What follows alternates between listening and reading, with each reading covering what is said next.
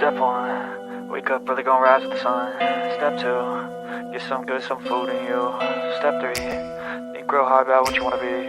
Step 4, everybody just do your thing. Wake up, today's gonna be a good day. Wake up, today's gonna be a good day. Wake up, today's gonna be a good day. Wake up, today's gonna be a good day. Wake up, today's gonna be a good day. Wake up, today's gonna be a good day. Wake up, today's gonna be a good day. Wake up, today's gonna be a good day. Yo, set your affirmations, aspirations. I got shit to do, the aftermath of preparation. Good food, good mood, blood in circulation. One step at a time, yeah, that's how you make it. Set a goal you control and the steps you take them. I try to pick one thought, have some concentration. And if I make a mistake, it's called education. I try to do this every day, call it replication. Wake up, today's gonna be a good day. Wake up, today's gonna be a good day. Wake up, today's gonna be a good day. Wake up, today's gonna be a good day. Wake up, today's gonna be a good day. Wake up, today's gonna be a good day. Wake up, today's gonna be a good day. Wake up, today's gonna be a good day. So life ain't easy, yo, I think there's a reason though. Ups and downs, just like every different season, yo. Sometimes I'm high, other times I'm barely breathing, though. You always gotta fight and hide from the demons, yo. Negative thoughts are poison, they rot. Head full of flies, so here come the clouds. They'll never stop unless I can swap all the bad for the good in my head when I'm lost. Yeah, so I'ma fake it till I make it. Positive thoughts are overtaken, I got patience. One day at a time is how you operate a cadence. A flow, you grow, you show yourself a foundation. Stay away from all the shit that causes temptation. I know that I like to do it cause it's sensation. I live my life in my head like a narration. Don't expect greatness, do my best, man, I'll take it. Wake up, today's gonna be a good day. Wake up, today's gonna be a good day. Wake up, today's gonna be a good day. Wake up, today's gonna be a good day. Wake up, today's gonna be a good day. Wake up, today's gonna be a good day. Wake up, today's gonna be a good day. Wake up, today's gonna be a good day. Wake up early, gonna rise with the sun. Step 2, get some good, some food in you. Step 3, think real hard about what you wanna be. Step 4, everybody just do your thing. Some people are so dumb that I genuinely wonder how they survive from one day to the next. And then I remember that jellyfish have survived for 650 million years with no brain. So I guess if they can do it. Welcome to the Bullhorn Betty Coffee Club.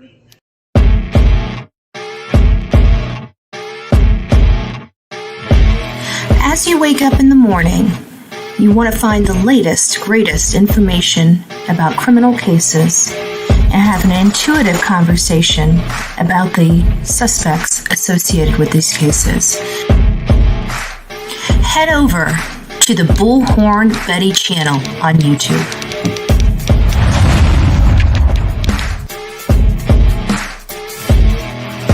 Get breaking news right here on the Bullhorn Betty channel.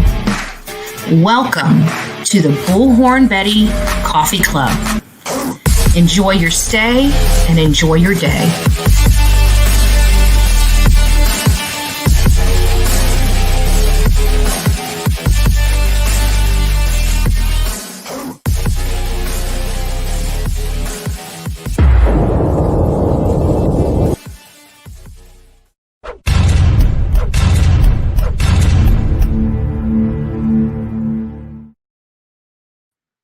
Well, hello, my beautiful people of YouTube.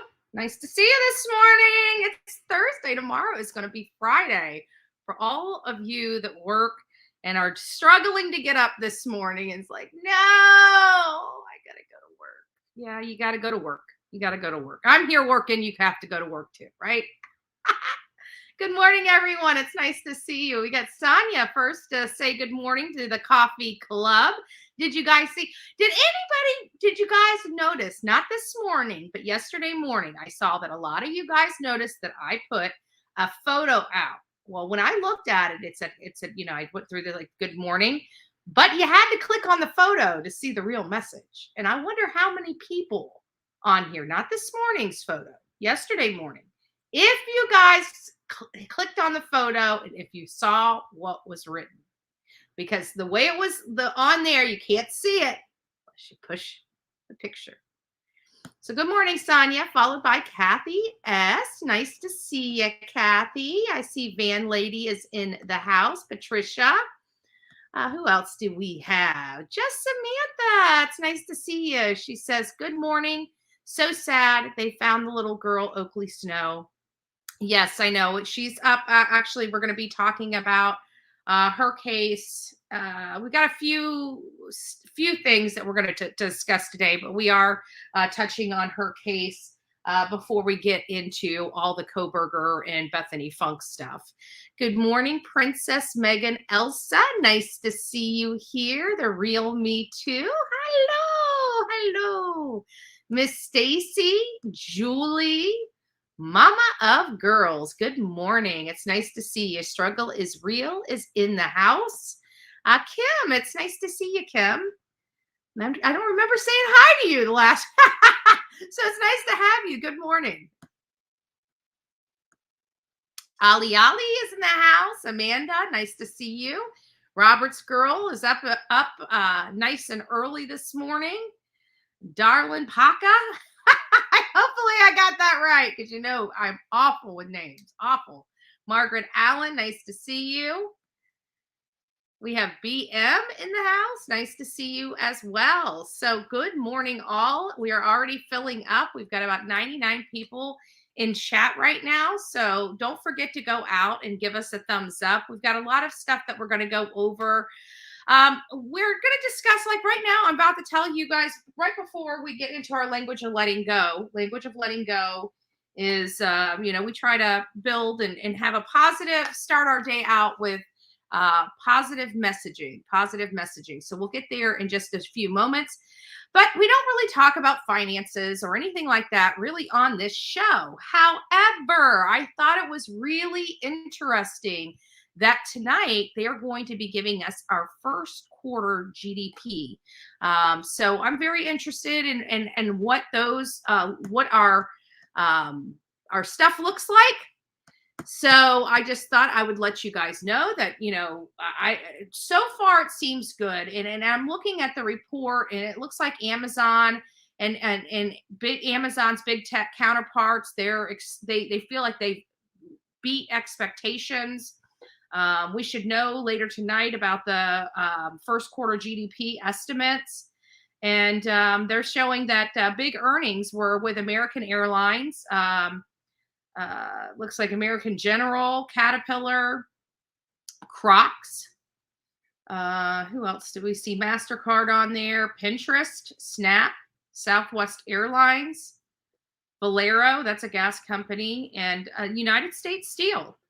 Look like they're going to be they're going to have some big earnings coming out for the first quarter. But I just thought it was a little interesting. I monitor it every now and again, and if there's anything really interesting in there, I try to bring that up. But hopefully it looks like we're going to be doing good financially for our country, but we don't know until we see the full report. And see, with these reports, they always embellish the good and understate the bad. So I want to get my hands on the report myself. I want to review it and see what kind of condition we're really in. So today is Thursday, April 27th, for all those that have lost count of the days. And so April 27, the messaging today is stop reading between the lines. Chelsea dated Tom for 5 years. During the course of those years, Tom told Chelsea that he didn't want a serious relationship and she shouldn't get serious about him. Chelsea didn't like what she heard. She thought Tom must care about her because their time together was so good, because he kept coming back to see her. Whether Tom was being manipulative isn't the issue. Whether he was keeping the door open for himself isn't the issue. The issue is Chelsea wasn't believing what Tom said until he left her for someone else. Yes, sometimes people are coy. Yes, sometimes people are reluctant to get involved. But if people tell you they feel a certain way, don't read between the lines. Take them at face value. Correct your behavior to match the reality of the situation, not the fantasy in your mind. Take people at face value. Say what you mean in your dealings with others so they can take you at face value too. God help me make a practice out of facing, dealing with, and accepting the truth. What a great messaging. And this is related to a relationship, right? But you can really apply the messaging related to don't read between the lines really to any relationship. The example here was more of an intimate type of relationship as opposed to maybe a business relationship, a friendship, or something like that. You know, I think that what's clear is quit trying to think, you know, when somebody says something to you, quit trying to make it out to be something it's not. Listen to the words that are coming out of their mouth and take that at face value and adjust yourself to that truth. Now, if they don't mean that, let them say that. Let them say that. But you have to take care of yourself no matter what type of relationship, whether it's more of an intimate personal relationship, whether it's a friendship, whether it's a business associate, or whether it's a boss employee type of situation. Take that at face value. If you're doing a good job and your boss is saying atta girl or atta boy, and you're doing that and they're dependent on you and you're there for years and they don't give you raises, take that at face value. Don't keep working your butt off when they don't appreciate your work or they're taking advantage or being manipulative to you about your positioning or about your raise or something of that situation. So even though this one was an example of a relationship, this can be applied in so many ways this morning. I see more people coming in. Good morning, everyone. Don't forget to go down and hit that like button for this segment. We're just going over a couple little things this morning before we get started. I also want to thank whoever purchased my water shoes. We do have a thank you here. So I thought I did get them yesterday, but we didn't have a whole lot of people because on the trial days, the only people that really are in the chat are people that are interested in that particular trial that are, you know, part of our crew. So, you know, in the afternoons, especially being online for, you know, an hour, 2 hours, 12 hours, right? We lose some people that go out to watch us, right? So here are some shoes. These are the water shoes that I have been wanting for forever. This can help me out there because shoes get ruined. And my shoes, I've already went through so many pairs of shoes, especially my boots. They just get ruined, especially when we're out there in the swamps. And so it says, hi, this is a gift for you. It says, hi, Betty. Thank you for all the work that you do, Valerie. So again, thank you. I did say it yesterday, but want to definitely give kudos to the larger group, which is the coffee club, as we start having people pour in this morning as they're waking up out of bed. And I know people have been reaching out to me by email and messenger wanting to know when we are going to do another raffle. You guys are crazy. We're going to be doing, and Miss Margaret was the winner of our last raffle. She got the Bullhorn Betty Vibes shirt, and she absolutely loves it. Absolutely loves it. I can't, she's always been a great person that's contributed in the chat and just been a lovely supporter of the Bullhorn Betty channel, as many of you guys are. But she just really proud that she won the raffle, and she sported the shirt, right? She sent me a picture with the shirt on with a big smile. So just really, really happy. So again, congratulations to Miss Margaret, our very first winner on the Bullhorn Betty show. You are going to forever go down in history on the Bullhorn Betty channel. Yay, right? The very first raffle winner. Is M&M Racing? Oh, there you are, M&M Racing. Nice to see you, love. I'm sure, and Deb Vlogs. Wow, I'm seeing some people I haven't seen in a little minute. Or you may have been here. I just haven't seen you in the chat, and I apologize. So good morning. And I see AJ in the house. I don't know what's going on with my internet. It's driving me nuts, and it just popped down again. I might have to call Verizon and tell them I'm having intermittent drops during the day. Like right now, it just cleared up, but it just went down to like absolutely nothing. So let's see here. All right, guys. So I'm going to go ahead and start moving on to the next one. I don't know. I think it was yesterday or the day before, while we were watching the trial, there was some information coming in about this horrible demonic type of murder that happened not too far from me in Pasco County. It's almost unnerving because we've been having a lot of stuff coming out, some really horrific and violent stuff coming out in and around my communities. You know, I'm in Florida. Some of the things that have been going on have been within an hour of my residence. And in this case, it's about an hour and a half or so from my residence, but still very close in proximity. You guys know I travel all over the country. So one of the ones was, and these are both Uber drivers. We're only going to be discussing one today, but I wanted to give a little bit of background about what has been going on. So the other day while we were on our live, we heard that a female food delivery driver was going to a hotel, and as she was getting out with the food to take to the room. Now, it wasn't the person in the room, the hotel guest that assaulted her.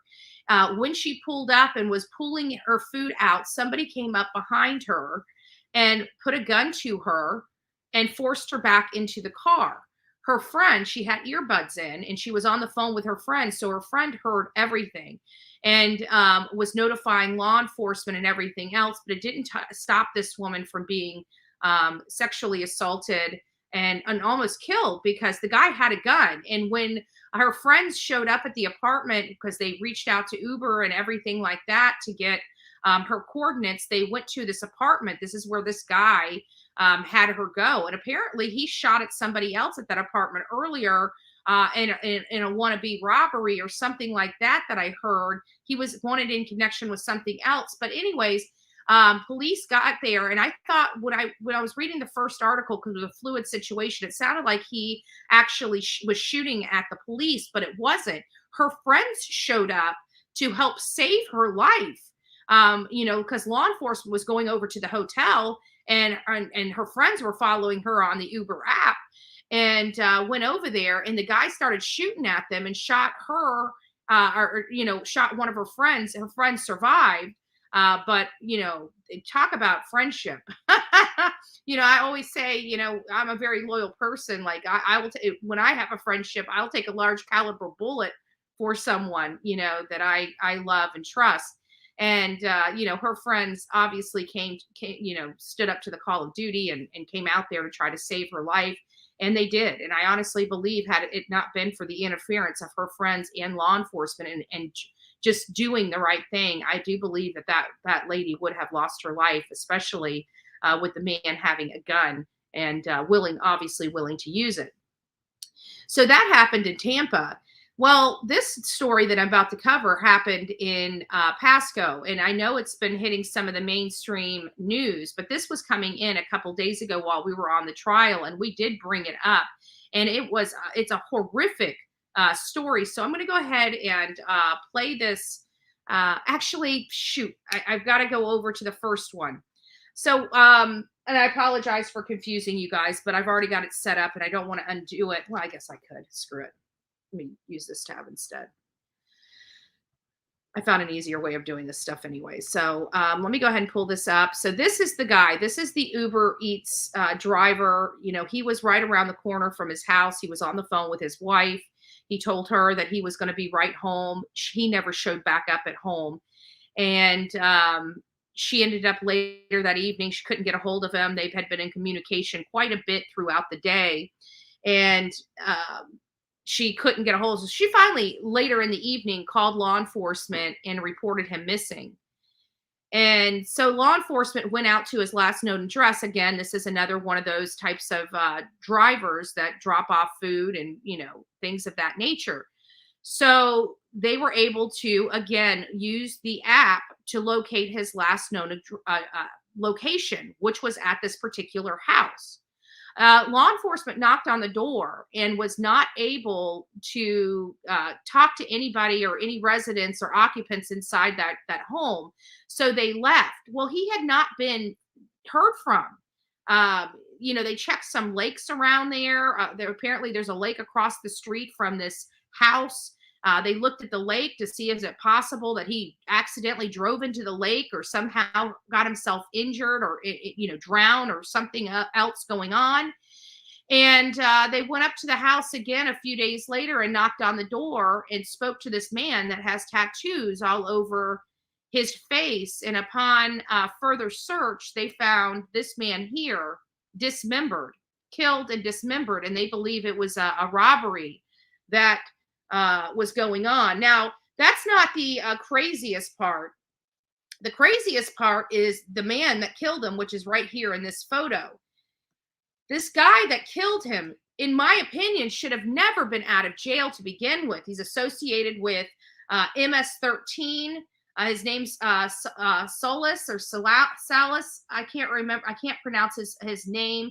So Pasco County Police said that Cook was yanked into the home of 30-year-old parolee Oscar Salas while completing his food delivery. Cook remains were found at the house in trash bags and a cooler, which also contained the receipt with Salas's name on it, according to police affidavit. Salas, an alleged member of MS-13 gang, was charged with killing the driver. Sheriff Chris Naco said in a news conference, this was a horrific crime of passion. This was demonic. What he did was demonic. These are the sentiments of our police, the police chief. But I did want to show you what this guy's face. Sorry.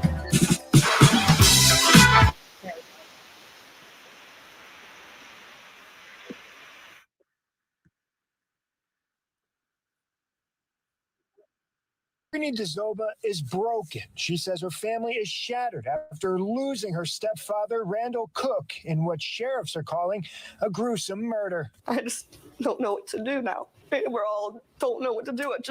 It's not like an everyday death that you hear on the news or see. DeZoba tells us the 59-year-old moved out to Pasco County with his wife to enjoy retirement. He had picked up a job as an Uber Eats driver to help support their dreams of life on the beach. On the night of April 19th, he texted his wife around 6:40 to tell her he was making his last stop of the night. Pasco County investigators say moments later, Cook was seen on video at the home of 30-year-old Oscar Salas Jr.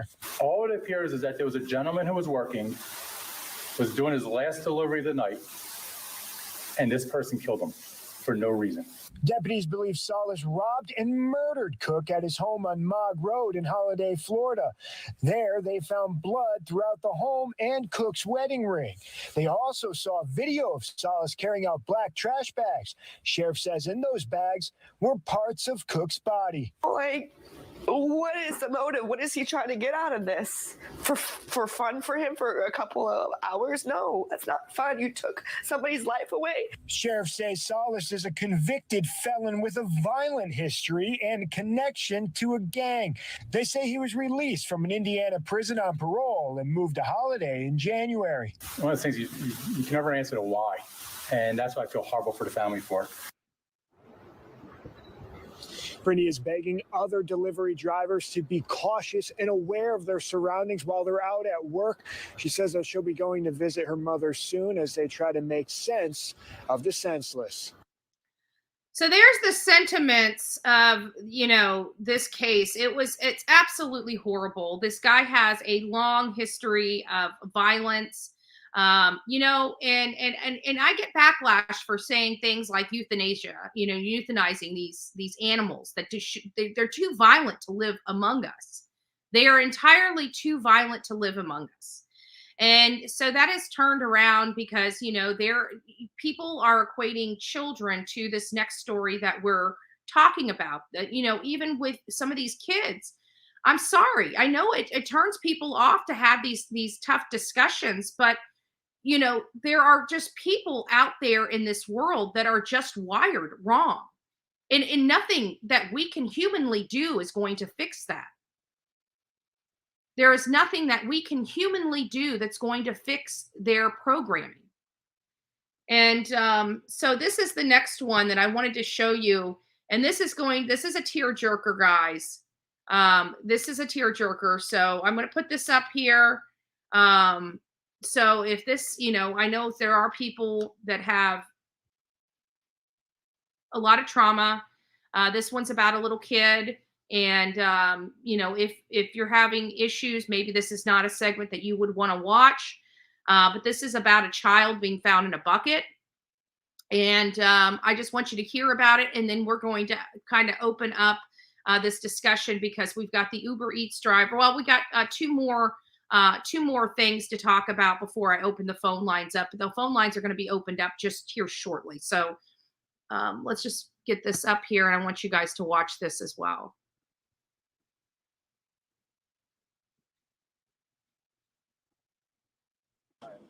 Hi, y'all. Thank y'all for coming here this afternoon. I'm Sheriff Joseph Pinto, Jefferson Parish Sheriff's Office. I'm here with the Harahan Police Chief, Ed LaPree, the Jefferson Parish Coroner, Jerry Sutanovich, Harahan Mayor, Tim Baudier, and Jefferson Parish Councilman, Dino Bonanno.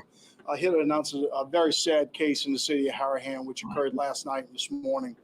Earlier today at around 7:30 a.m., a father walked into the Harahan Police Department to report his child, along with his 43-year-old girlfriend, missing. When he woke up this morning, the 6-year-old and the 43-year-old were not in the house, although an older child was still in the house there.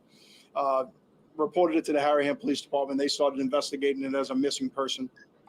They went to the house, started doing canvases in that neighborhood. The mother of the biological mother of the child lives approximately 1 block away around the corner. So the investigation led to go to that location. Upon arriving at that location, they located best to be able to describe it, maybe a 10-gallon bucket. It's a chlorine bucket, large, a little larger than a 5-gallon bucket on the front lawn of the mother's house. When they opened up that bucket, they found the 6-year-old deceased inside that bucket. Turned into a homicide investigation. Obviously, at that point, homicide detectives from Jefferson Parish Sheriff's Office were called out to the scene. We utilized not only our resources with the Sheriff's Office, but also used the Major Crimes Task Force to come out and try to start canvassing the neighborhood, which our attention was drawn very quickly to the missing girlfriend, who is now missing in action, right? We could not necessarily find her. We were able to find numerous video from different households in the neighboring area, which showed her pulling a wagon down late last night with the bucket inside the back of that wagon. Ended up performing an autopsy today on the child, and we can classify the child's death as a homicide at this point in time. We ended up doing extensive interviews with both the mother and the father, the biological mother and the father. We do not believe that they are involved in any foul play involved with the death of Miss Bella Fontenot, who is the 6-year-old that is deceased. Those interviews also continue to lead us in our investigation, looking for the suspect in this case, which I have 3 different names. Hannah Landon, which is an American name. She is described as an Asian female. Hannah Landon, Hannah, last name Landon, Landon, also known as Bunak Lim, Bunnak, last name Lim, or Bunak Landon, 43-year-old Asian female. As we were doing our best in order to locate her around 2 o'clock this afternoon, we were notified that she was possibly at one of our local hospitals. We were able to locate her at one of the local hospitals. She is now in JPSO custody, where she'll hopefully later be booked with at least 1 count of first-degree murder and obstruction of justice. Got a lot of different evidence with a lot of different scenes here, that we'll continue to work through. But of course, we have an arrest, and we have, more tragically, the death of the 6-year-old, which is going to be a big shock to the small community of Harahan. With that, I'll turn it over to Chief LaPree for any questions, and I'll take some questions afterwards. So there's the story of this little 6-year-old girl, Bella. At least it's my understanding it's a girl. Her name, because it's Bella something or other in this particular story. Let me see if I can find. No, I can't. But the name that I was searching was Bella. And so that's the name of the 6-year-old. So it sounds like it's a 6-year-old girl that was found in this bucket, and the father's girlfriend, and I was reading some stuff, and I don't want to be too graphic, but there was an article that I was reading, but you never know, because you don't know what articles are, conspiracy theories anymore. I mean, it's getting more and more difficult to vet some information that you're finding online. At least for me, I'm finding that to be true. And there was one article that said that this child was dismembered in that thing in the bucket.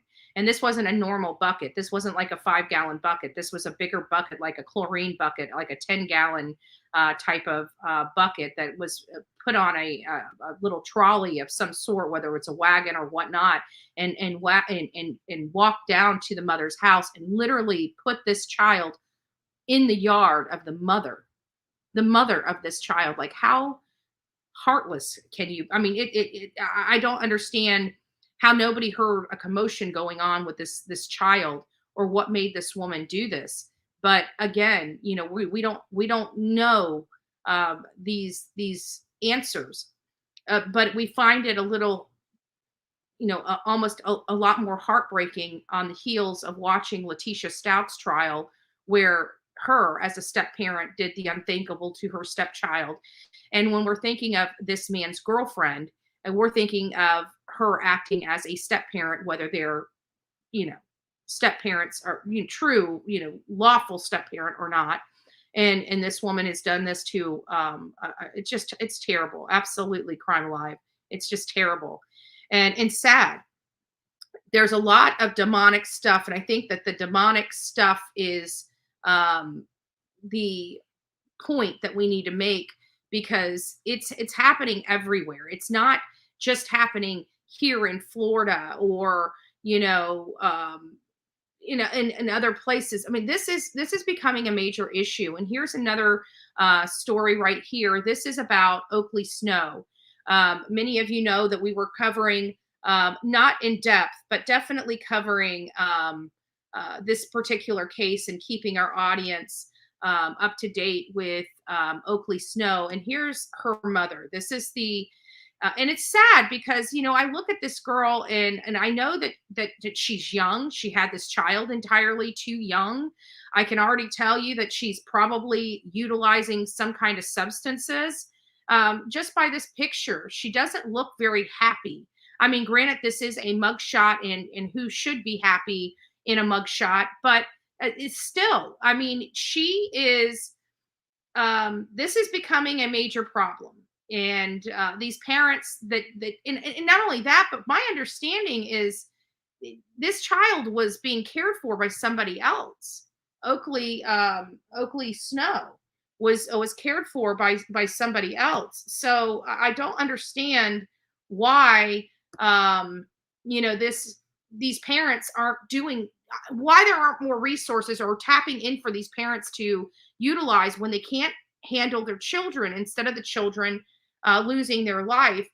And the Oakley Snow was found in a dresser in an abandoned building. I don't know how they found her, or if the mother or somebody in the case finally broke and told them, but she was in a dresser of an abandoned building. So let's see what they have for at least a little bit of information that we can maybe garner from this article. And this just basically says Oakley Snow was originally listed as a 2-year-old, but prosecutors now believe the child died shy of her birthday in March. So they don't even believe she was 2 years old quite yet. Her age has been changed to reflect this development.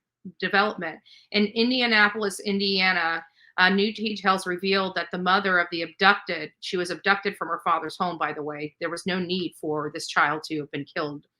Abducted 1-year-old Oakley Snow, sorry about that, it just pops up. Oakley Snow told police that her boyfriend, Rowan Waters, killed the young girl and hid her body in a dresser in an abandoned building. So it sounds like her mother is the one that's talking. Madison Marshall, which is the mother, faces a slew of new felony charges, including 2 counts of negligence, dependent resulting in death, a level 1 felony, along with negligence resulting in serious injury, a level 3 felony. Rowan Waters faces 1 count of murder along with 2 counts of negligence leading to the death and other charges. Marion County Prosecutor Ryan Mears said Oakley Snow lived a short, brutalized life. That is awful. And that's the sentiments of the prosecutor.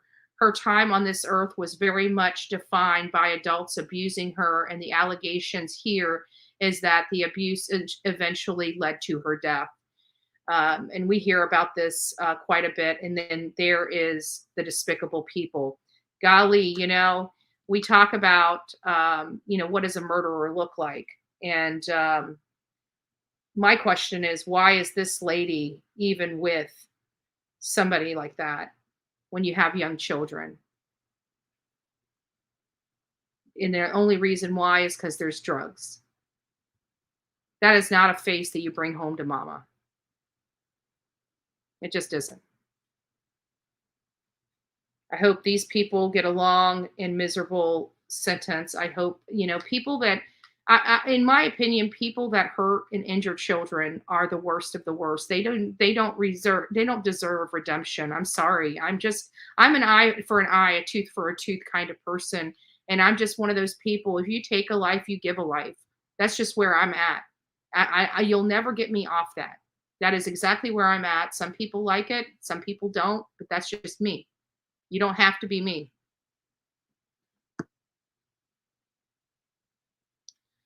All right, so give me just a second. Now we're going to go over, let me open the phone lines up real quick because we've had a lot of emotional stuff so far in our reporting this morning. And I want to get your thoughts and let you guys express yourselves and your thoughts if you so want.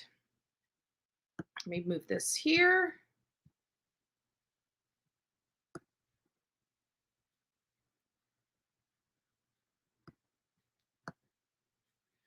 I'm starting to learn how to use this a little better, and it's not as bad as I thought. It's not as bad as I thought. I have to be honest with you. I'm getting a lot better with the new way of doing things on StreamYard. I don't like it. I don't like change. I don't like change. If something is not broke, why fix it? That's my mentality. But there is the phone number if you guys would like to call in and just express. I mean, we talk about some serious stuff. So we had the Uber Eats driver, and this is not this, but this is the crazy thing. We've had Uber Eats driver in 2 major cases here in Florida just in this last week. One being the female that was assaulted. Now, by the way, that guy is in jail. The guy that assaulted her, they ended up finding. We put out a rendering of the drawing from witnesses of what the guy looked like, and the guy that was arrested. They did a great job on that drawing rendering of the man's face. But we've had 2. So this is, and we do need to express this. I know I have personal friends that do Uber Eats and DoorDash delivery services in their area, because a lot of us, we find ways to pay for our travels. And so this one friend of mine, every time we go to a rally or something like that, he goes, like, we're there days in advance. And so he does the whole DoorDash delivery wherever he goes to help pay for the gas and to help pay for the expense at whatever rally he's going to. So it is one of those things that even affect me, that I know people that are in the service industry, in this particular service industry, and it's scary to think that their lives are in jeopardy for delivering food.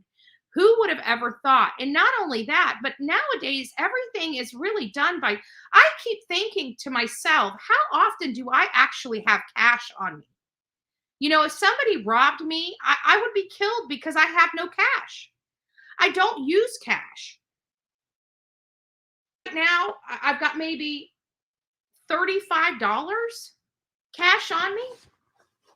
And usually I never have any. And that's just because the last trip I went on, I pulled out cash, because you when you drive on the road every now and again, you got to have cash on. You can't be on plastic, because if something's down, or if that community doesn't have credit cards, trust me, some of these backwood places, it's all cash. So so I had some cash left over from the $100 that I pulled out for the last trip that I had gone on. So I keep thinking, and all this Uber Eats stuff, think about it. How do we order it? We order it online. We pay for it with credit cards. There's not a whole, I don't see where Uber Eats drivers and DoorDash drivers have a lot of cash on them. I would see that more with, in my opinion, more with, say, a pizza delivery driver, right? Because on the pizza apps, you're not required to pay for that with a credit card before they deliver. You can pay for it, in cash at the thing. I think some of these apps allow you to pay for it in cash at the door, but for the most part, the majority of everybody pays for these services: Uber Eats, DoorDash, Bite Squad, what is it, Postmates, whatever other delivery services there are. They pay that online with a credit card. So the idea of robbing a Uber Eats driver, you're not going to get a whole lot of money off of them, because nobody is paying with cash these days. Have you not noticed? It's a little scary that we're going to digital currency, and that really is what it is. I mean, it's real cash in our banks. That's what they say anyways. But our government in our country has kind of converted everybody over to plastic. It's easier to monitor. It's easier to manage. It's all digital. As opposed to cash, where they have no control and no transparency to see what we're spending money on.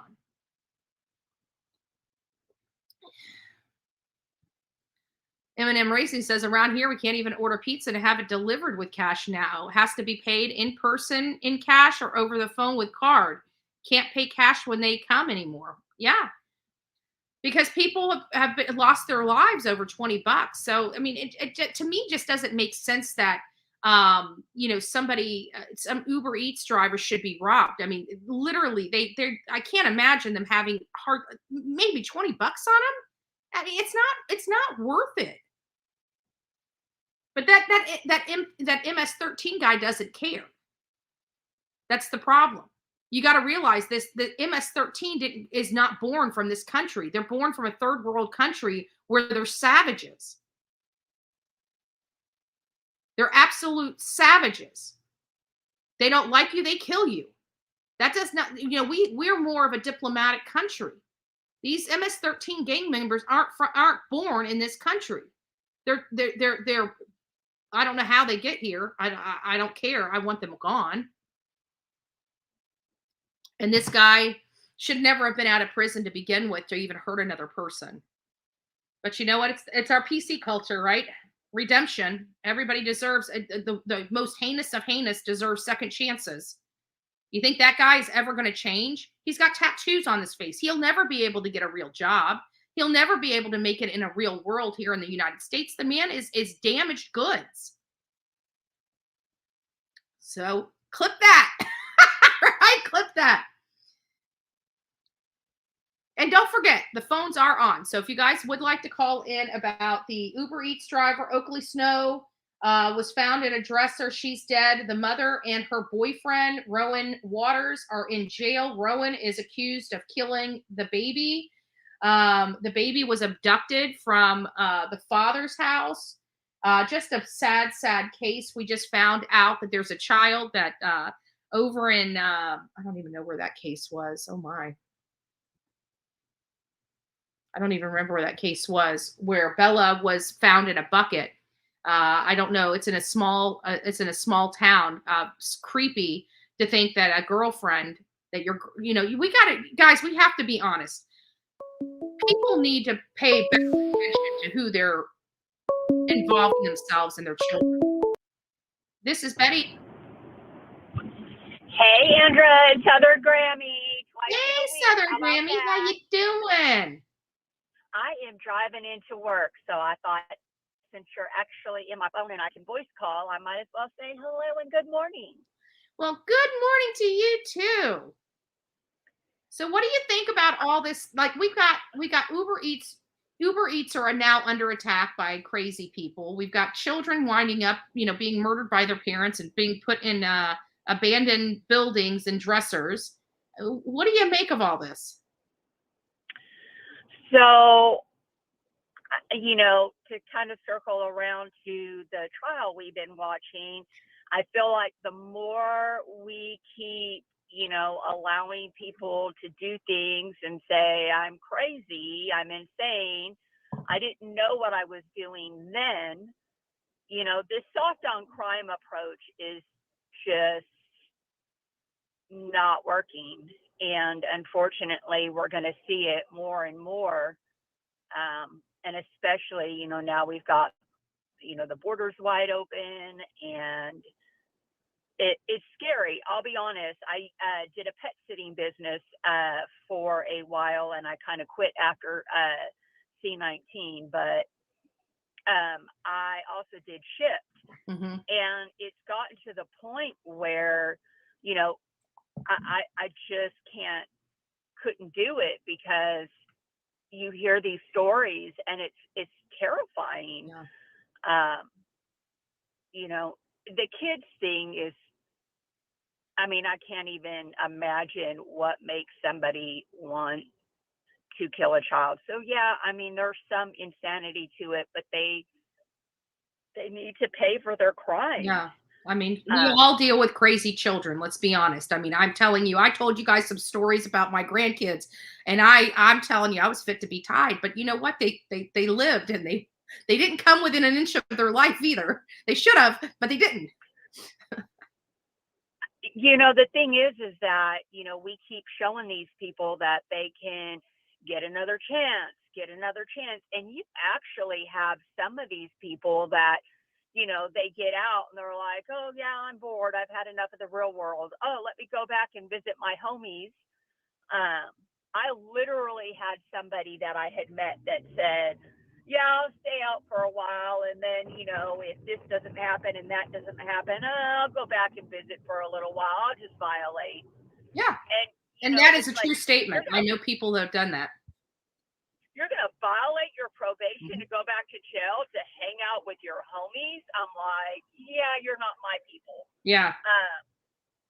So it's a scary thought. The thing is they're so comfortable in jail that, they don't have to pay for anything really. They don't have responsibility. The food sucks, but they get fed. They get, they find some sort of pen pal to fund them some snacks.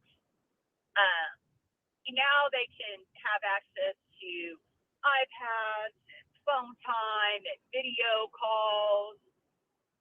And I'm all for, humanitarian, and it meeting some sort of standards of humanity, but at the same time, it's getting cushy. They can email, they end up on dating apps. What makes it unattractive to them, to commit a crime and go to jail? Like, what are we doing that makes them afraid to commit a crime? They're not. Yeah. They're not. They know how to outsmart the system. Like, I'm an insurance adjuster for claims. They teach people how to do. They get together and have workshops in communities how to defraud insurance, but there's nothing we can do about it. Right. I think if they changed the dynamic of prison and made prison just for like the worst of the worst, and made all these low-level crimes, make these people go to, halfway houses and work, I bet you it would change a lot. Like, this whole prison thing, them throwing people that steal candy bars 3 times in jail for 10 years is not working, and it's not helping. And the people that are actually doing really, really bad, they're getting only 10 and 12-year sentences. And you're giving people that have, 3 strikes felony. Like my best friend is a felon because she drove on a suspended license more than 3 times. Like, seriously? Yeah, the thing is that they want to make an example out of them so they don't do anything worse. But then they get in jail and they get messed up so bad that then they potentially are going to do worse because they get messed up in jail, And the thing is the people that can't be rehabbed or not rehabbing, and the people that can't be, they're like, oh yeah, let's let them off early. They behaved themselves. Did they really? So it's, and what's sad is I've watched for so many years that, and I know sometimes my niece gets frustrated because she's like, so do we do nothing? Mm-hmm. And that's not what I'm saying, but I've watched how bad, it's like every election, we're going to this, we're going to that, and then it don't happen. It just gets worse and softer and worse and softer on crime. And I'm like, is it so far gone that no one can fix it? So, I mean, I just pray a lot because,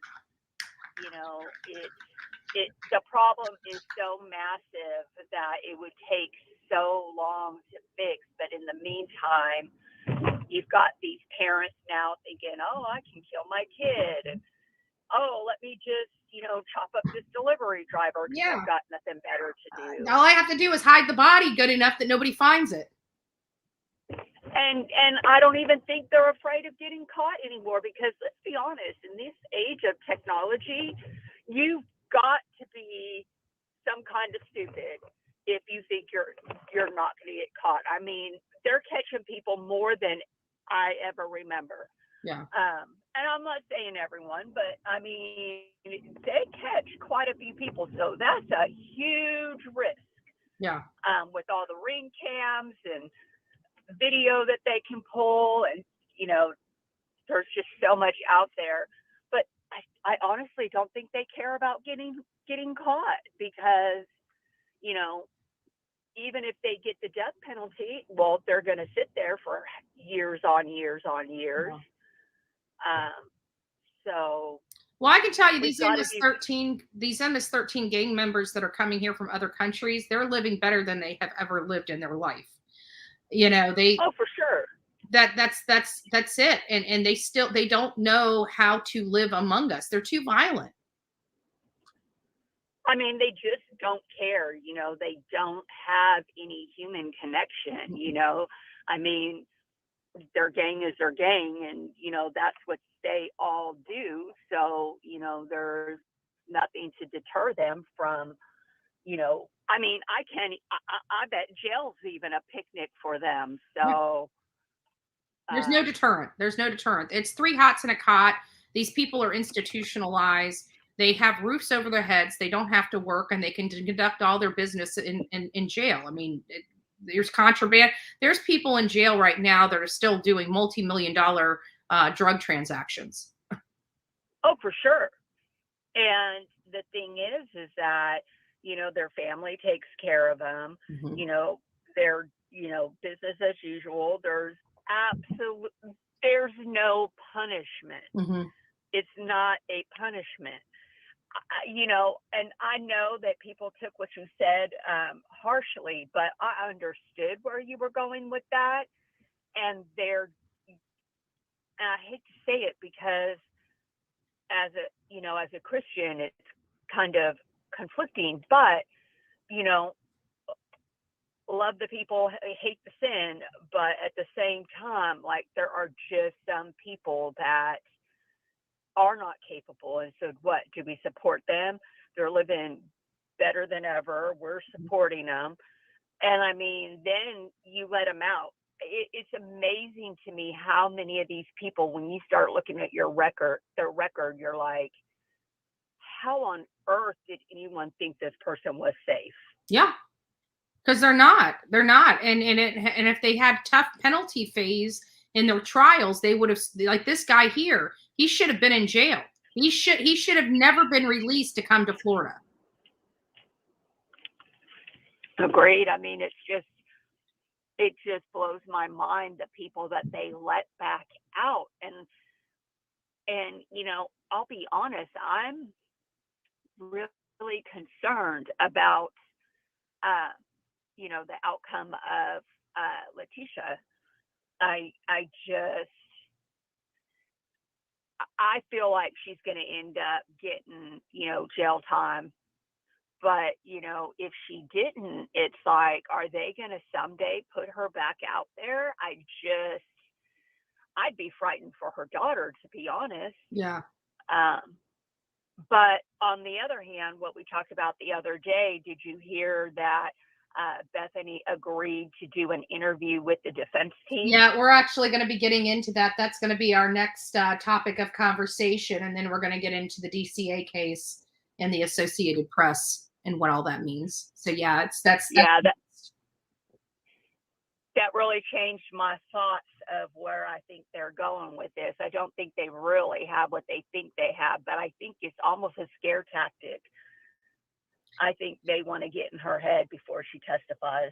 Yeah, and Ann Taylor is a very good, she's a pit bull for a defense attorney. He's got himself a good defense attorney, and she's going to be pulling out all the stops. She's going to be playing every political, or not political, but judicial game she can possibly play for her client.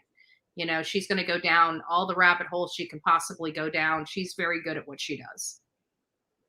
Well, that's what they pay big money for, I'm sure. Yep. So good to talk to you this morning. You have a great day. God bless, and we love you. Love you too. Bye. Bye-bye. So that tailed right into our next topic of conversation, which is the Bethany Funk conversation that we are going to have. So Bethany Funk, many of you guys know that she's kind of come under attack by the defense because they wanted to bring her into the preliminary hearing, and they subpoenaed her as a material witness.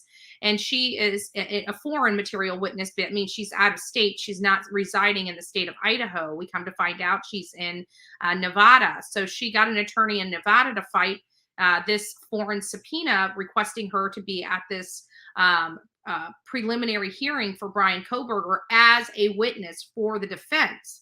And then we had this other article that came out basically stating that Bethany saw some naked guy running out the glass sliding door. Well, we know where she was, and there is no sliding glass door in the area that she was at. There's no window to the back side of the house from the area that she's sleeping at. Where she gets her sunlight is from the front of the house, and the front of the house alone for that bedroom downstairs on the first floor. There is no evidence, nor is there any corroboration that she was ever on the second floor during the attacks of her roommates, Xander Canodal, Xander Canodal, Ethan Chapin, Kaylee Gonzalez, and Maddie Mogan.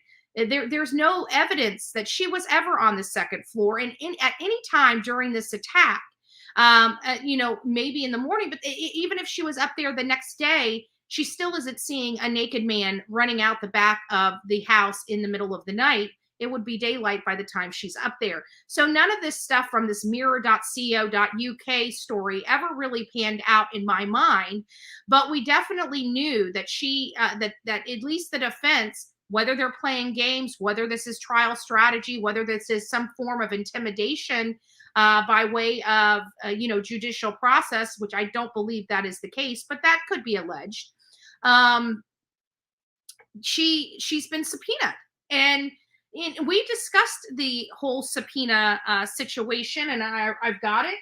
I've read it. I've read the motion to quash. I've read all of the information here, and we've discussed this. And yes, the Judge Megan Marshall has every right to subpoena her and force her to go to that hearing. I think they know that, because all they were trying to hope for is that they had to have a hearing. And even if they did have a hearing, the hearing would not go in their favor. I was reading some stuff in Nevada, and yes, they are right about kind of this foreign, this whole hearing and stuff like that. But at the end of the day, the majority of those that with just cause, they have to go to the hearing. Nevada can't prevent Idaho from exercising its laws and carrying it out. And so people are like, well, and this is going to kind of dovetail into another great topic of conversation, and that's related to Sleuthy Goosey and her comments. Get it over here. Sleuthy Goosey and her comments. So we do have the request, the stipulation, and request for an order. So they're actually stipulated that she will have an interview with the defense. And so what it says, come now, Kaylee Ann Valoria, which is the attorney for Bethany Funk, and Evelyn Grossneck, interim Washoe public defender on behalf of defendant Bryan C. Kohberger, and jointly stipulate that the subpoena issued on April 11th commanding Bethany Funk to appear at the Second Judicial Court of the state of Idaho, County of Latah, Moscow, Idaho, on June 28 shall be withdrawn and or quashed, and that Bethany Funk should be released from the subpoena.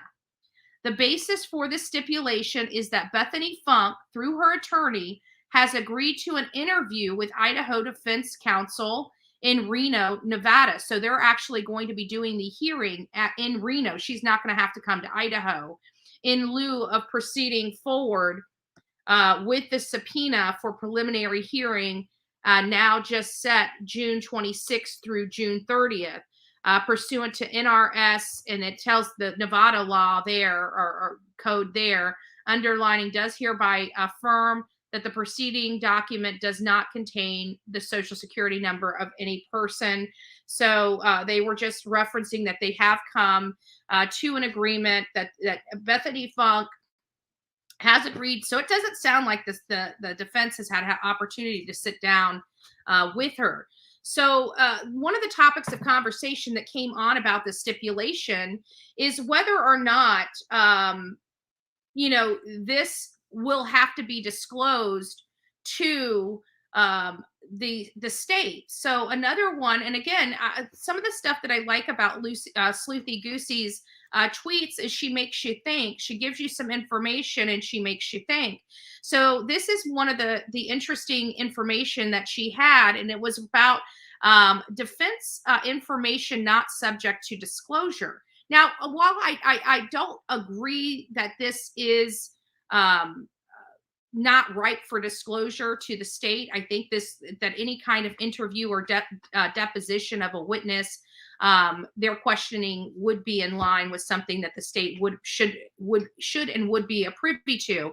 But there are some elements, if they are investigating and it falls under work product, that it could be exempt from disclosure. So Sleuthy's bringing some of this stuff up and says now that they're having an interview with Bethany and not a deposition, which, again, it depends on the legal definition of the state of Idaho. It may be, they may have wrote it as an interview because it's Nevada attorneys that are preparing this, and under Nevada, an interview / deposition is predominantly the same.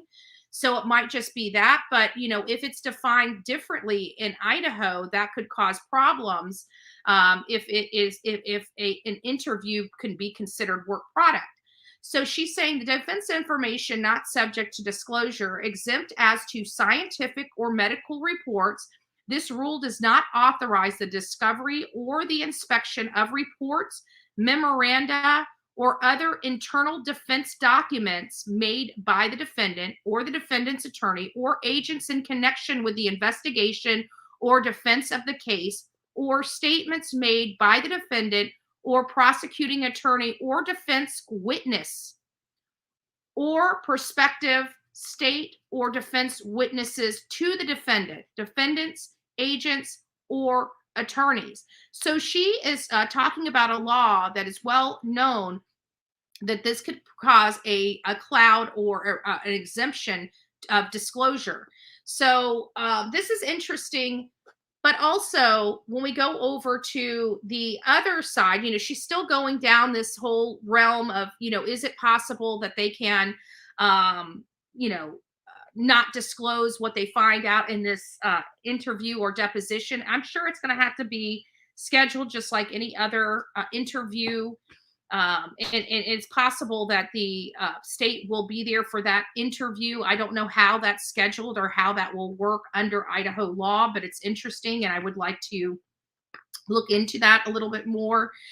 So another statement from Sleuthy was, for anyone wondering about this, and it goes over more in depth of that one post that we were just looking at. And it says, a report of scientific examination of evidence by state or federal agencies or officials by state certified laboratories, provided the magistrate determines the source of said evidence to be credible.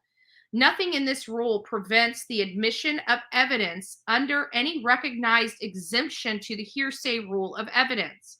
And if you remember, we've been discussing, especially with the Letitia Stout, there was a hearsay rule exemption in that case, the 803-18. And we went over that, and that was where the judge limited portions of an article to be read into the record. So we know about the hearsay. There's multiple hearsay exceptions to the hearsay rule. But the defendant is entitled to cross-examine witnesses produced against the defendant at the hearing and may introduce evidence in the defendant's own behalf.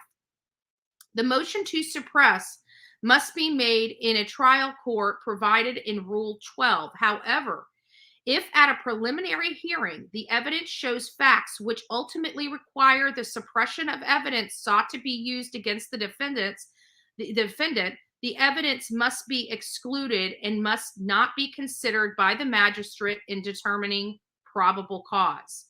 So I think that may have been the reason why they were trying to get Bethany Funk there.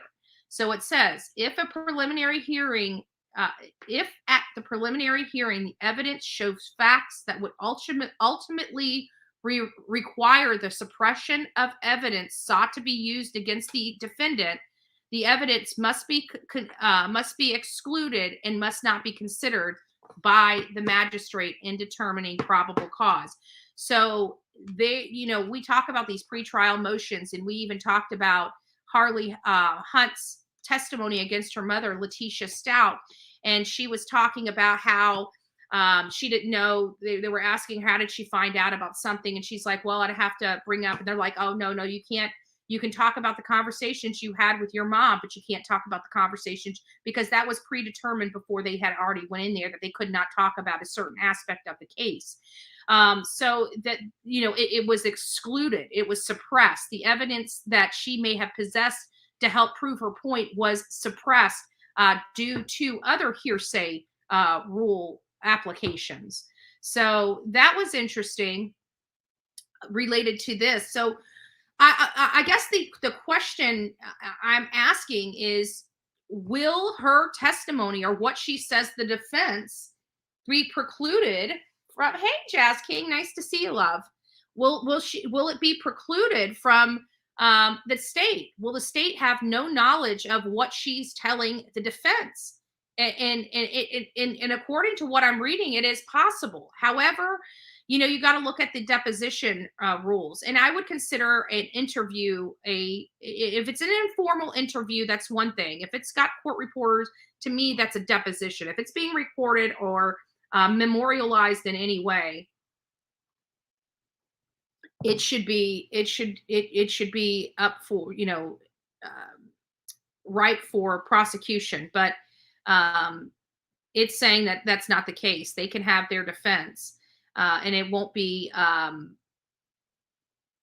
accessible by discovery to the state. And I'm kind of conflicted on that, just with my knowledge. I don't know if that's true, but I guess, all these states have different rules and stuff. Could it be true? It's possible. It's possible. But I think that anything that they have to say related to Bethany Funk will be it is up for the state. I think that they can subpoena it. I think they can argue that it is for that they need it. I think the judge is not going to prevent them from getting it.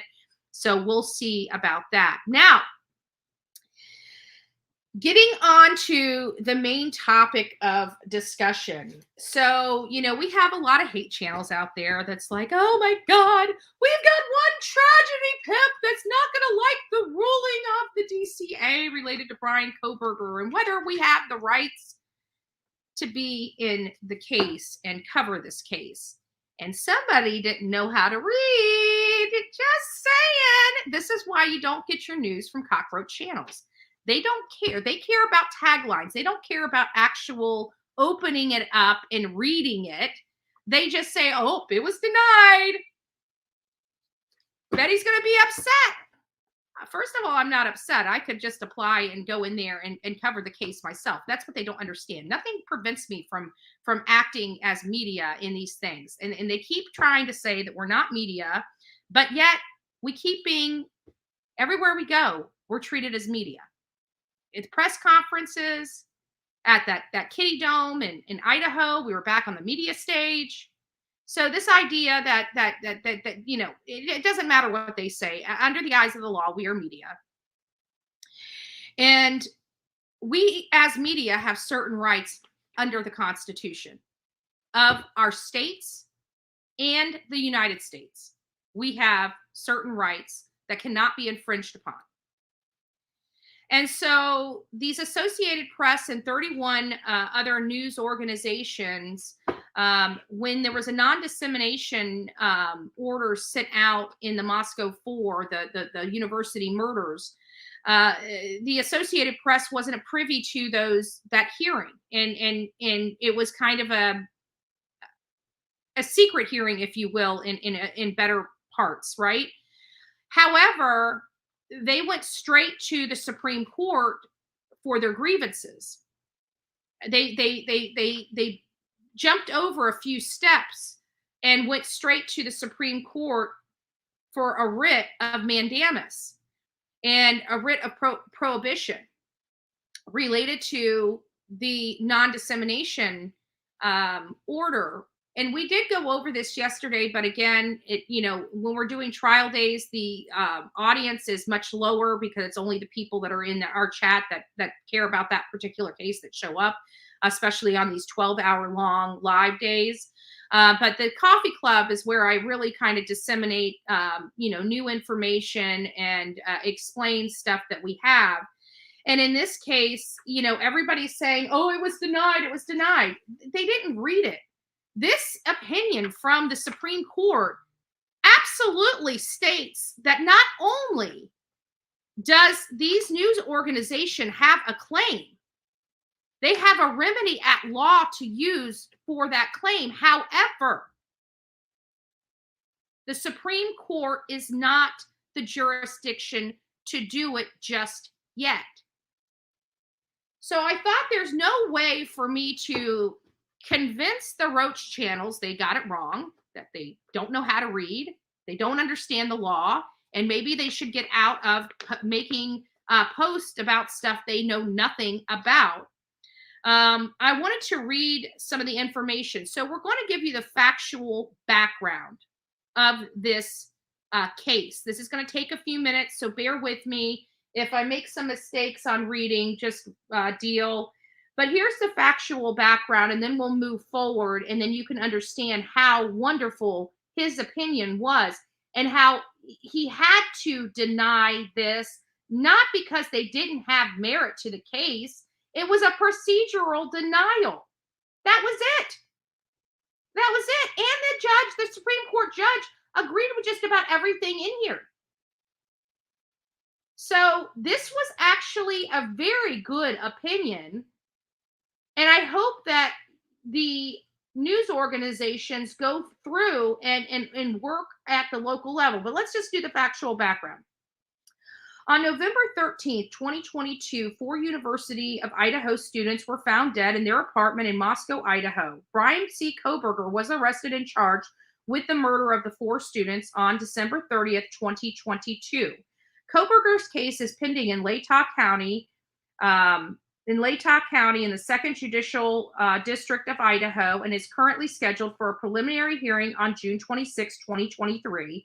State of Idaho versus Bryan C. Kohberger, Latah County case number CR29-22-2805. The case has drawn widespread publicity, garnering worldwide media attention and much speculation. Recognizing the high-profile nature of this case and the extensive coverage it has received, along with the need to minimize possible pretrial prejudice, Kohberger's attorney and the attorney for the state stipulated to a non-dissemination order. The order was signed by presiding judge, magistrate Megan Marshall. The original non-dissemination order states in full, and we've got that, basically all the attorneys, any witnesses. It was so overly broad and vague that it was ridiculous. But that was the original order. 15 days later, following an off-the-record meeting in chambers with Kohberger's attorney, the prosecutors, and the attorneys for the witnesses and victims' family, the magistrate court entered an amended non-dissemination order on January 18, 2023, that expanded the scope of the original order. The amended non-dissemination order noted that noted the need to curtail the dissemination of information in this case and strike a balance between protecting the rights to a fair trial and for all parties involved, and the right to free expression as afforded by under both the United States and Idaho constitutions. Based upon the stipulation of the parties with good cause, the magistrate's court amended the order, and she has the amended order, which basically states, and it says, shortly after the amended order disseminating non-dissemination order was issued, the magistrate court, a coalition of media companies, directly petitioned the court, invoking our original jurisdiction and seeking the writ of mandamus and the writ of prohibition to vacate the magistrate's court order, amended order. These companies, collectively petitioners, challenge the constitutionality of the non-dissemination order and seek the extraordinary writ to protect free speech and the right and the media's ability to cover the case under the U.S. and Idaho Constitution. Notably, petitioners did not first file an objection with or seek relief from the magistrate court before filing their petition against the respondent in this court. The petition named Magistrate Judge Marshall, the Second District Court, or District of the State of Idaho, Latah County, as respondents. Kohberger and the state each filed petitions seeking to intervene, both of which we granted. Both interveners opposed the petition and argued in support of maintaining the non-dissemination order. Petitioners claimed that to date they have no notable leaks or dissemination of extrajudicial information that would prejudice Mr. Kohberger's right to a fair trial. In their briefing, they presented several situations that suggested the amended non-dissemination order is vague and overbroad.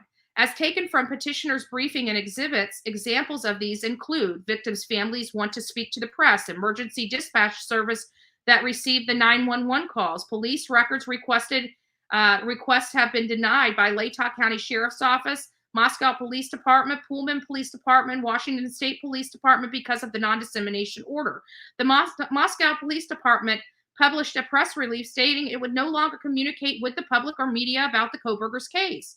Moscow's mayor informed the press he could not discuss the overall community healing because of the non-dissemination order. Respondents maintain that there have already been prejudicial dissemination of evidence that implicated both Kohberger and the state's right to a fair trial. They argue that the non-dissemination order speaks for itself on the matter.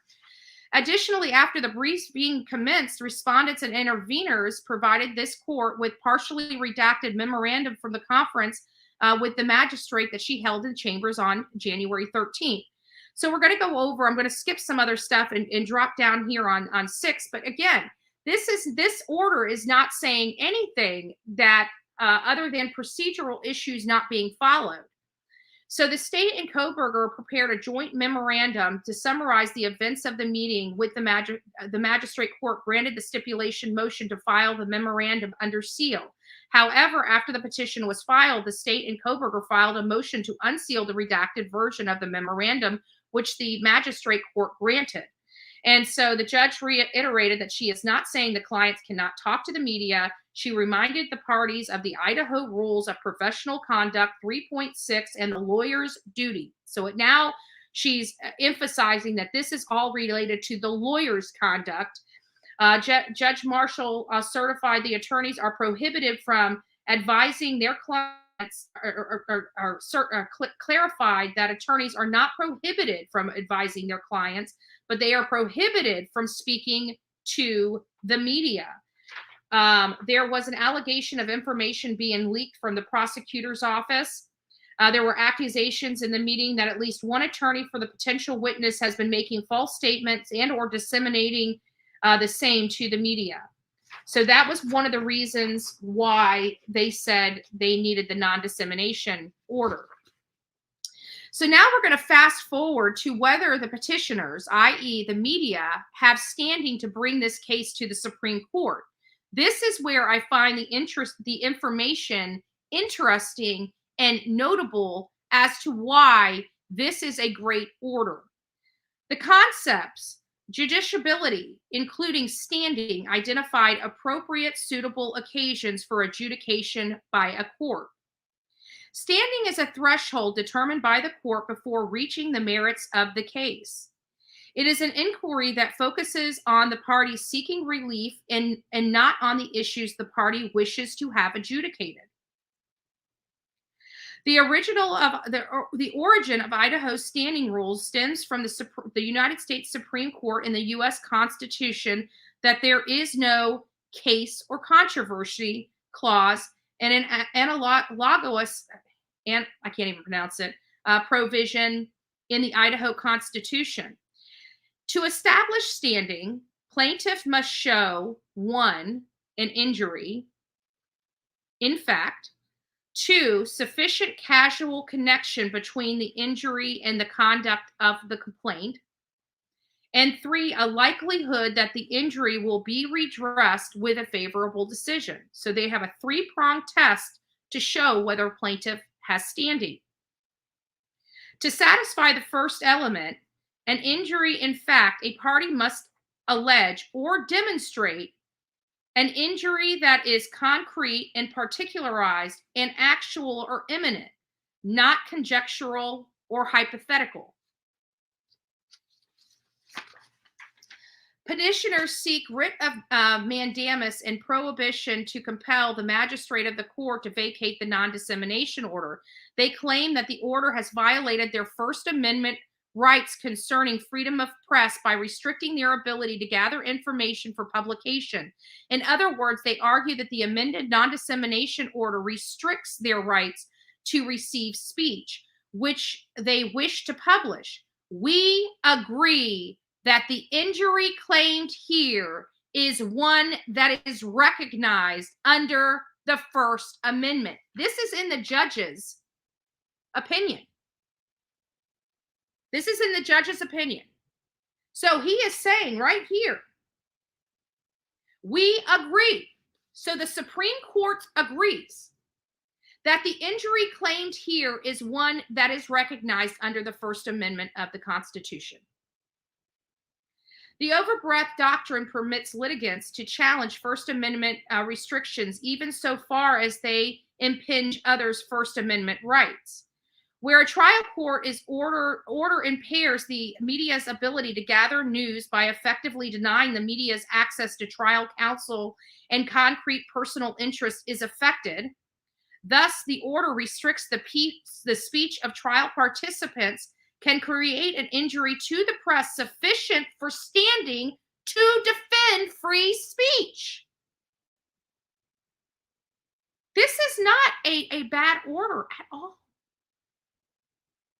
The Supreme Court agrees with a lot of what the Associated Press, the collective Associated Press, are doing. Again, favorable opinion here for the press. Favorable. And those cockroach channels that don't want to read, you're an idiot because you just look like a fool. You look like a fool because you're sitting here telling people, oh, the tragedy pimp's not going to like this. I love this opinion. Absolutely love this opinion.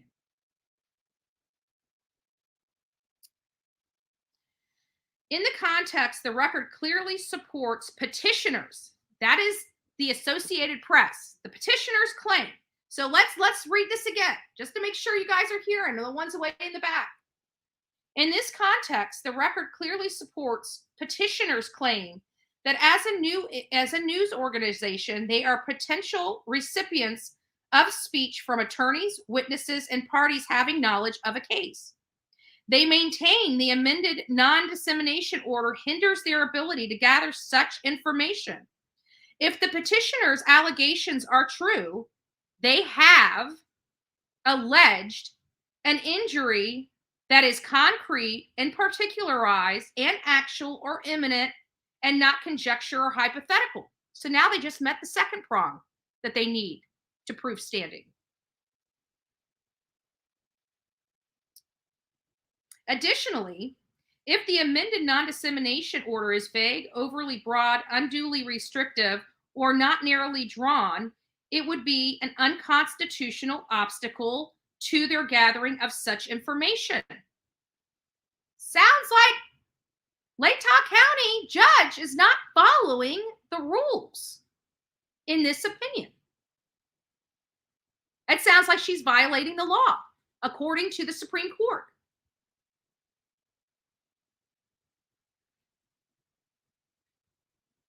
Here in an amended non-dissemination order, broadly states, prohibited from commencing on this case includes but not limited to individuals from a list of specified categories, and emphasis was added. The order also restricts such individuals for commenting on anything concerning this case. Aside from its in the official public record of the case, while the wording of the order appears to apply to both attorneys and a broad array of individuals, contrasting statements in a memorandum suggests the court is not ordering clients, i.e. witnesses, not to talk to the media. And the judge has reiterated she is not saying the clients cannot talk to the media. Based on the record, we conclude that for the purposes of establishing standing, let's read this again so the people in the back can hear. Based on the record, we conclude, that means the Supreme Court concludes, that for the purposes of establishing standing, petitioners, this is the AP, this is the collective Associated Press, the 31 people that are suing Latah County and Judge Megan Marshall, okay? The petitioners have sufficiently, you know what sufficiently means, right? They have sufficiently alleged, prong one, an injury in a form of their diminished ability to receive speech and effectively gather news. Further, the media's concern for the order provisions are vague, overly broad, unduly restrictive, and not narrowly drawn, are not merely contrived, and if established, would improperly infringe on the press's constitutional rights, right to report the case. Therefore, without deciding the merits, that means he's not going to decide the merits of this case. The Supreme Court's not going to decide the merits of this case.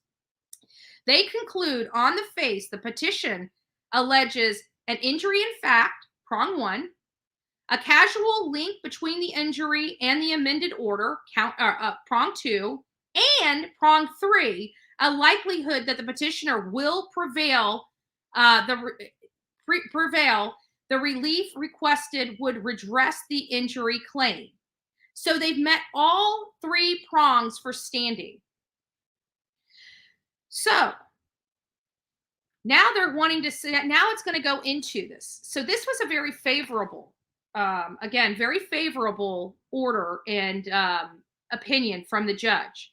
They're not denying that there is a legitimate claim here. They're just saying, and we're going to get to it, they're just saying you're in the wrong court. So now here's the original jurisdiction. Even if a party has standing, it must still establish that it has properly invoked this court's, it says this court's, the Supreme Court's jurisdiction. So let's read that again. Even if a party has standing, which this judge has agreed, just in the sentences in the 9 pages before, that the Supreme Court agrees that these clients, these petitioners, these plaintiffs have standing in their court. However,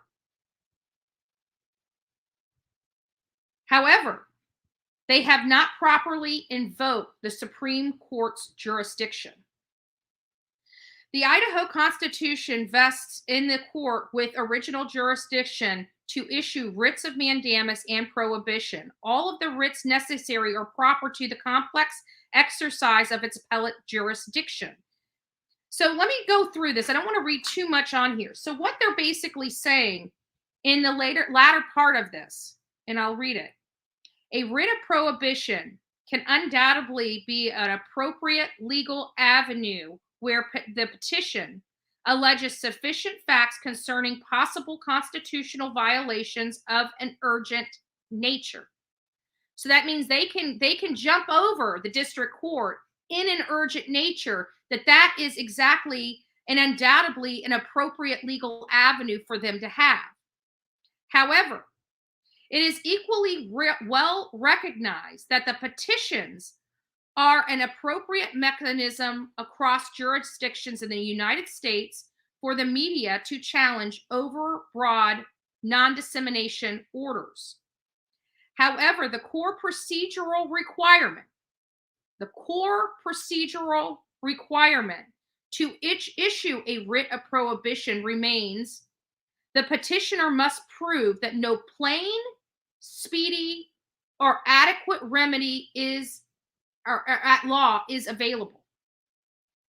So they're saying you jumped a step because we're here and we are an appropriate legal avenue to take when you have an urgent matter, when there's an urgency. You can jump steps and go right there for this prohibition of mandamus and this writ prohibition and this writ of mandamus. You can jump over these things if it's an urgent matter.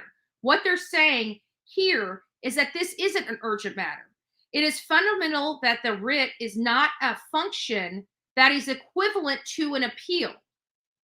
So what the judge is saying is that you had another remedy available to you that provides a plain, speedy and adequate remedy, and that is challenging it in the lower courts. And once the lower courts either approve or deny your writ, then you'll have the ability to appeal. But you can't jump over this and avoid the appellate process when there's another avenue that you can take. Our court is only for urgent matters and the court of last resort. So this was denied because of a procedural issue, not because it doesn't have merit, not because it doesn't have sufficient standing, not because it will not have favorable results. It's in the wrong court. The Supreme Court has failed to accept jurisdiction in this matter. That's it. That's it. So all these 31 companies can actually file a motion to intervene in Latah County, and they can challenge the non-dissemination order with Megan Marshall. And once she rules on it, they can move it up to the Supreme Court. But they have to follow the procedure. And right now, they have not demonstrated that the Supreme Court is the proper jurisdiction for this issue. That's it. It was a very favorable opinion for the press. And I don't want anybody out there giving you false information about what the denial from the Supreme Court meant. Very, very favorable for truth, transparency, and our constitutional rights. And God bless the judge that chose to write this beautiful opinion with his denial of this case. So anyways, guys, I am trying to decide what I'm going to do today, if I'm going to continue down and go through some more stuff. But this is really all I had to discuss today. I don't have really much anything else. And today's Thursday. We've been working very hard with the Letitia Stout trial. This is really the only down day we have during the week. Thursdays, they don't run the trial. So we'll be back first thing in the morning with Letitia Stout's trial. So I've got things I need to do, and we need to get back into the office. And this will be my first day to really help get back into the office, because sitting on this couch with the computer here and having to constantly lean over it kills my back. It's not a very comfortable, especially being here all day. So I really want to get us back into the office so we can start having regular stuff, and I can clean up my living room and get all this equipment out of my living room. That would be preferable. So that's what I'm going to do today. I want to thank each and every one of you guys for coming here. Don't forget to sub up.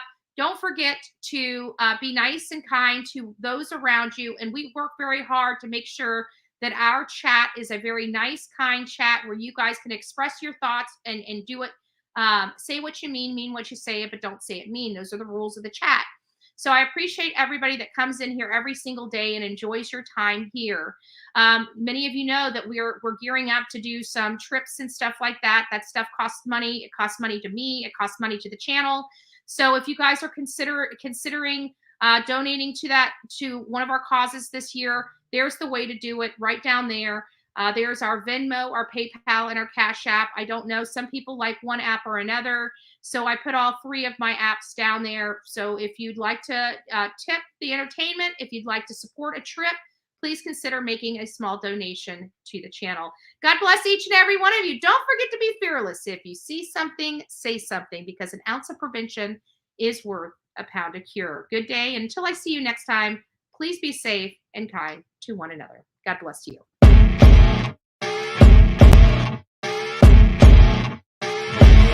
As you wake up in the morning, you want to find the latest, greatest information about criminal cases and have an intuitive conversation about the suspects associated with these cases.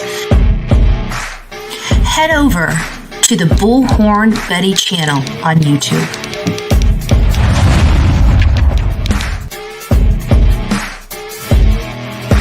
Get breaking news right here on the Bullhorn Betty channel. Welcome to the Bullhorn Betty Coffee Club. Enjoy your stay and enjoy your day.